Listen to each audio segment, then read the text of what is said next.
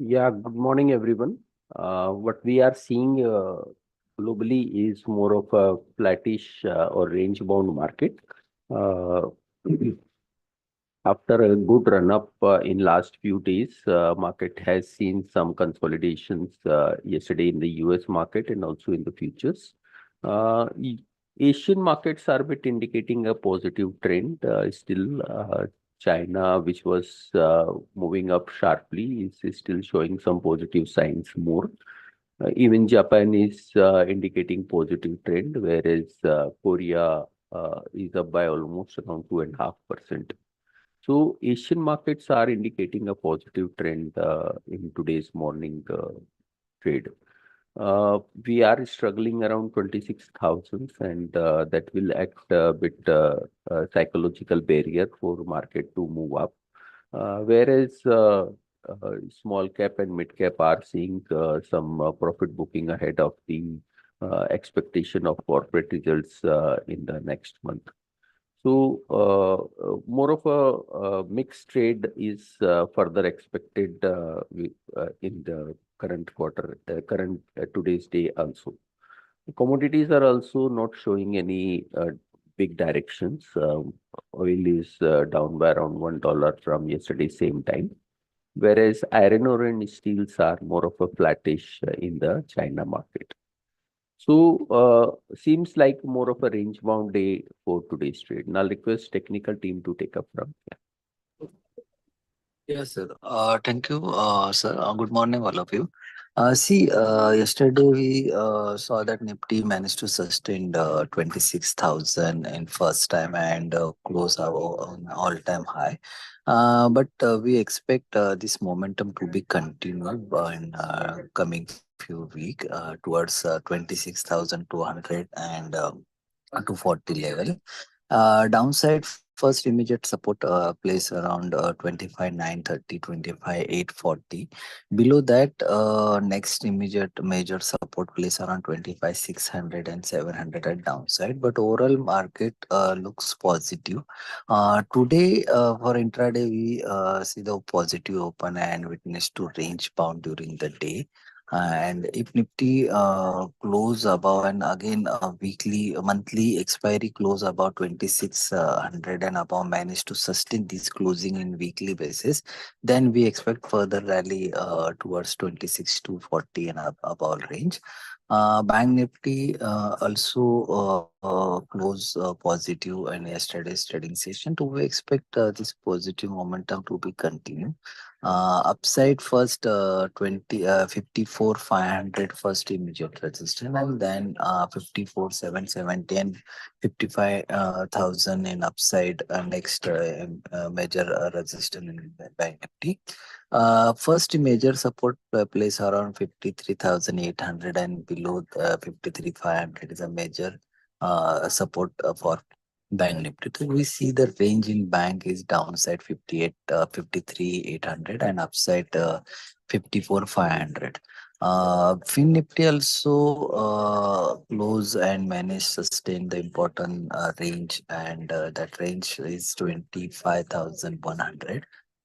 Next, intraday support place around 25,000 and 24,890, and upside 25,170, 25,230 is the next resistance for Nifty. The overall, all three index open a positive, but we closely watch in first half an hour. I managed to sustain this range, then we expect further rally. Otherwise, we see the sideways momentum in during the day.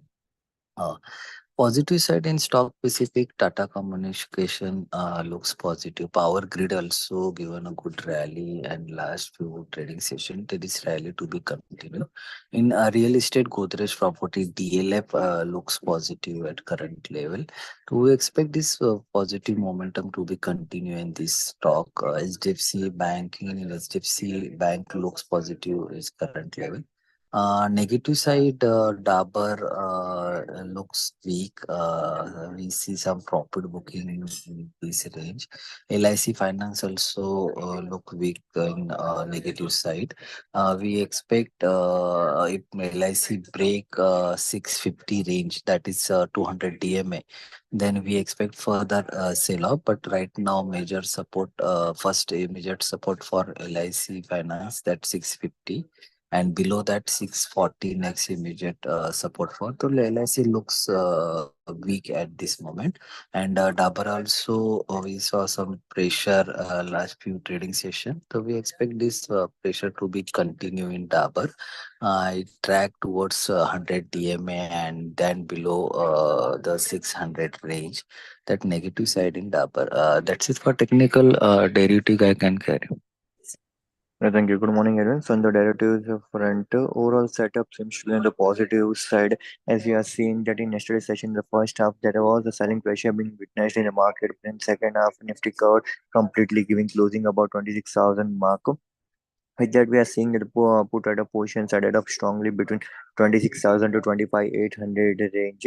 25,800 will act as an important supportive zone for the market. 25,850 to 800 will be the base support for the market for the near term. Once if that level gets broken out, then only we might witness fresh selling in the market. Till the time that level is not getting broken out, till that point of time, we will witness the buying on dips strategy to be initiated in the market.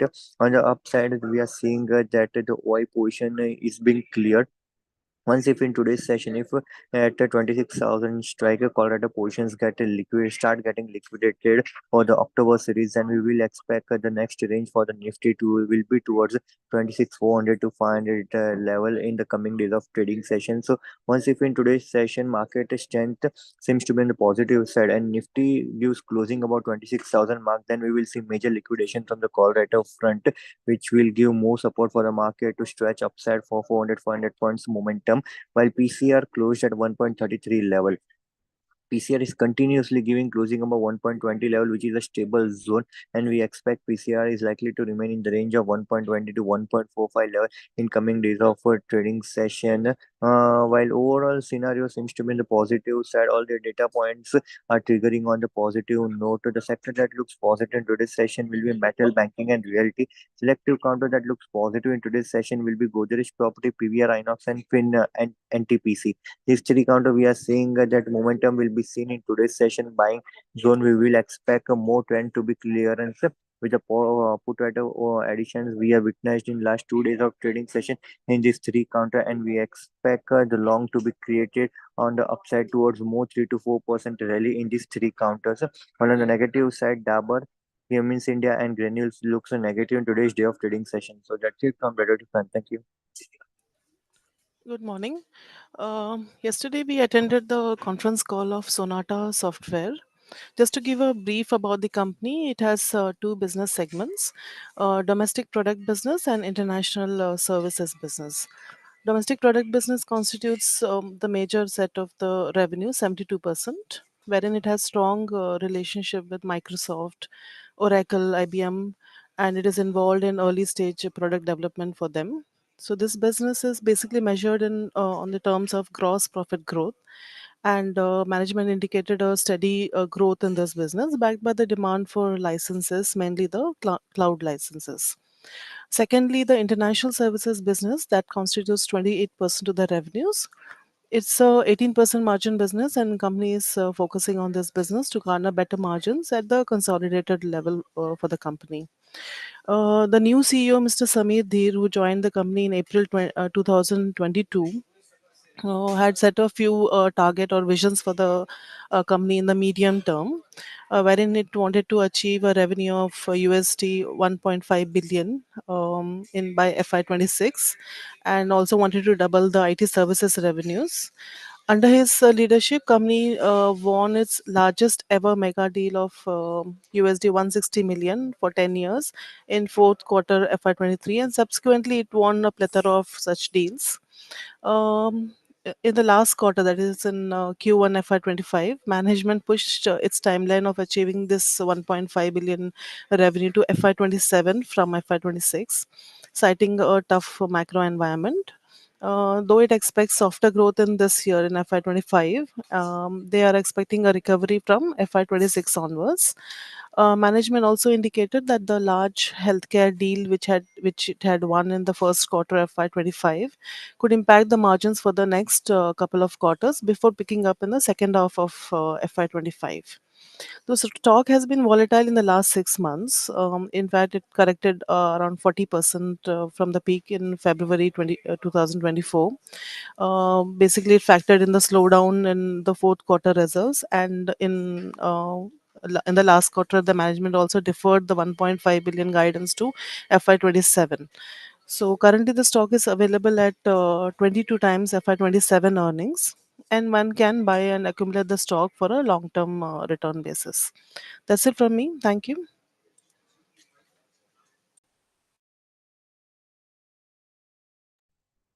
Morning, everyone. So today, one IPO is going to come by the name Diffusion Engineers Limited. The bidding dates are 26 to 30th September 2024. Price band is 159 to 168. Issue size is rupees 158 crores at the upper end. The market cap post issue is around 629 crores. We have given a neutral rating. The issue is entirely a fresh issue. The net proceeds will be utilized for funding capex, setting up a new manufacturing facility, as well as working capital requirements.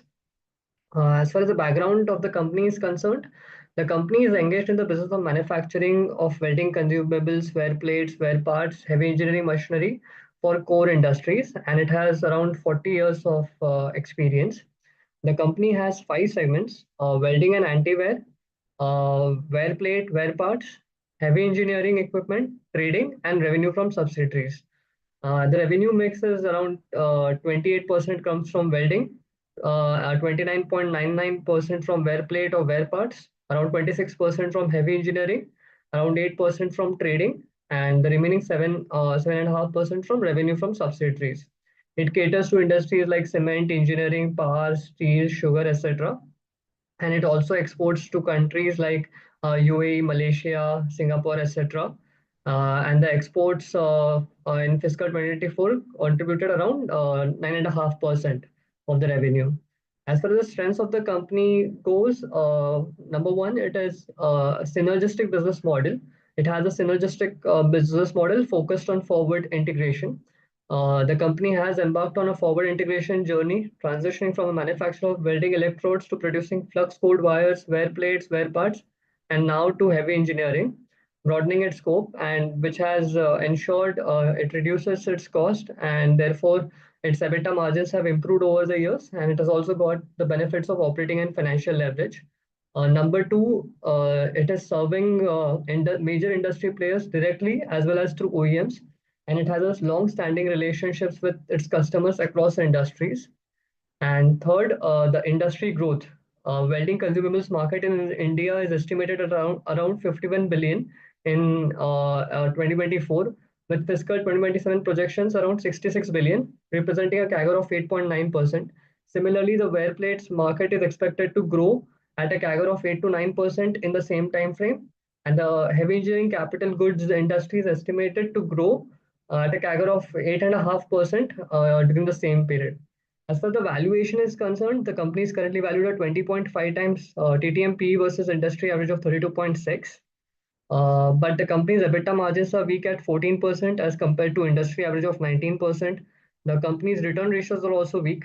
The company's ROCE is 18.1% versus industry average of 23.5. The company's ROE is 16.1 versus industry average of 18.3.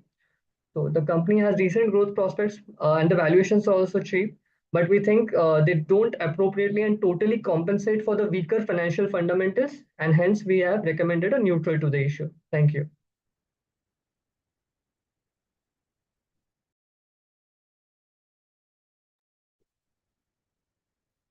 Good morning. The latest monthly drug alert, that is August report issued by Central Drugs Standard Control Organization, has implicated quality issues in approximately 53 drug samples. And this includes the drugs from the pharma companies such as Sun Pharma Laboratories, Glenmark Pharma, and Alchem Health Science Limited. Also, there are few drugs from Pune and Care Healthcare Private Limited and Karnataka Antibiotics and Pharmaceuticals, which did not meet the quality benchmarks. A few manufacturers have disputed the findings and claimed that the flag batches are fake and are not produced by them. So this is sentimentally negative for the industry. Thank you. Yeah, that's all from us. Now request Harshal to take up from here. Yeah, thank you, sir. Good morning, everyone. So in today's session, we are expecting gold, silver to trade in a positive territory. So buying on dips is the recommendation. Gold, one can initiate a buy around 75, 100 and maintain a stop loss of 74, 850. On upside, we are eyeing for 75, 500 to 600 levels. And silver, one should wait for a correction till 91, 700, 91, 500, and then initiate a buy with a stop loss of 90,700. On upside, again, it can test 92, 700, 93,000. Whereas metals, copper looks supportive at 838, 837 levels. So buying on dips is recommended, and one should maintain a stop loss of 833. On upside, again, it can test 845, 848 levels. So buy on dips is the strategy for copper. Zinc, it can test 276. So buy around 274 with a strict stop loss of 272. And again, on upside, one can sell around 276 with a strict stop loss of 277.50. And in crude oil, yesterday I witnessed a correction. So we expect some pullback till 5,900. Then again, for trading purpose, one can sell with a stop loss of 5,970. On downside, it can test 5,800, 5,750.